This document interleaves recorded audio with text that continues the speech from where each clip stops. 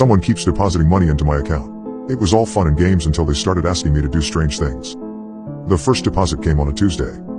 I was on my way to lunch when my phone vibrated in my pocket. Woohoo! You just got paid. My budgeting app gleefully told me. That's odd, I thought. Payday wasn't until Friday. I opened the app to find a deposit of $250. It was from a sender I didn't recognize. Aussie 2276.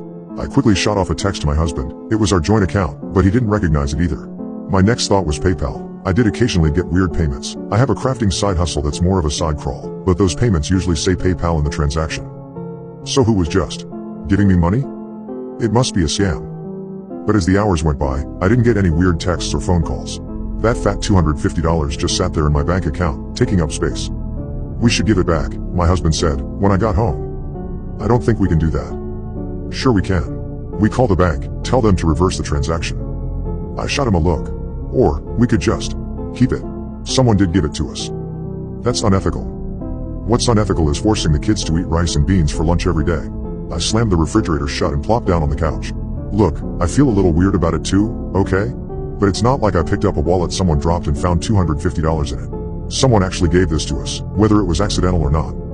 We argued about it until we went to sleep. Well, not really argued, more just aggressively talked at each other. With 3 kids and 2 full-time jobs, neither of us had the energy to properly argue anymore. When I woke up the next morning, there was a text from an unknown number waiting for me. At 2:13 p.m. today, go to the corner of 12th Avenue and North Street. Take a photo of the short man in the black coat.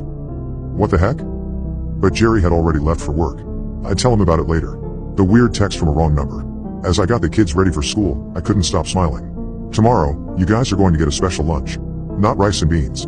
Something really good, I told them as we walked down the driveway. After waving to them on the bus, I left for work. But then another text came in, as I was riding the elevator up.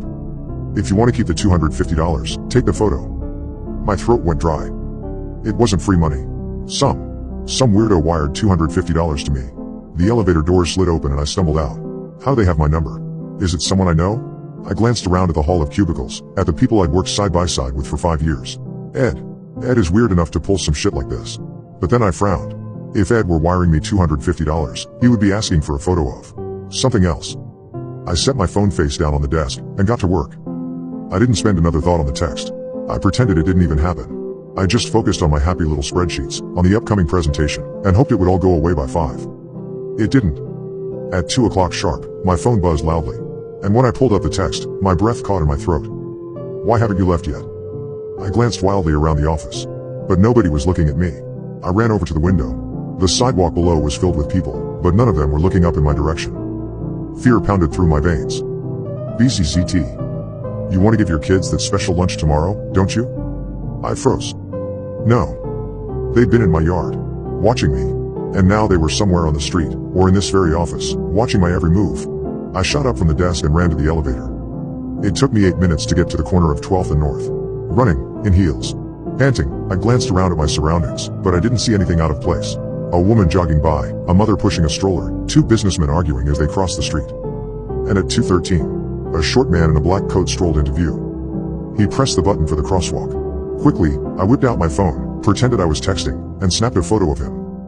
I rushed back to the office building, tears stinging my eyes as my fingers slid across the screen. Here's your photo, I texted, with the image. Now leave me the fuck alone. After work I went to the grocery store. I got my kids organic sliced turkey and aged Gouda and fucking gourmet Swiss chocolate for lunch tomorrow.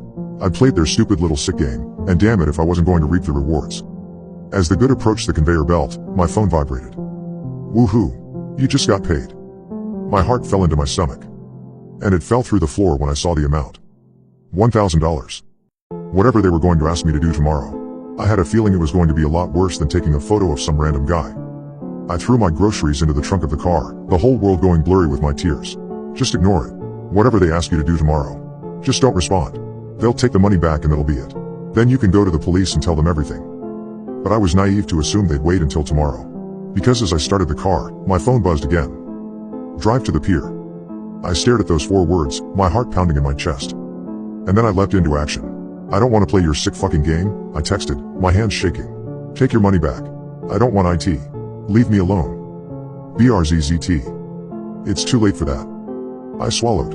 What do you mean, it's too late? I wrote back. 3 dots popped up, showing they were typing. And then the message appeared. Because the cargo is already in your backseat. My heart pounded in my ears. You really shouldn't leave your car unlocked, Lynn. I closed out of the texting app, pulled up the phone and began dialing 911. Something thumped against the back of my seat. Every muscle in my body froze. I held my breath. The shadows in the rearview mirror shifted, but I couldn't quite make out. BRZZT. Drive to the pier, and you'll be safe. But if you call the police. They didn't need to finish that sentence. I swung out of the parking lot and drove as fast as I could to the pier. When I got there, I parked in a dark little corner and cut the lights. Now in the darkness, in the silence, I could hear them breathing. A steady rush of air, right behind my ear. BRZZT. Close your eyes. I squeezed them shut tight. Rustling movement in the backseat, and then the open and close of a car door. Faint footsteps on the pavement, receding into the darkness. I let out the breath I'd been holding. I don't know how long I'd been sitting there with my eyes closed, but I finally felt like it was safe to open them when I hadn't heard the footsteps in a long time. I sobbed as I drove home, so thankful I was alive. Praying that this whole nightmare was over. That whoever this person was, they'd used me as much as they could and would move on to the next poor soul. But I wasn't so lucky. Because this morning, when I woke up, I had a new notification. Woohoo! You just got paid. The amount? $10,000.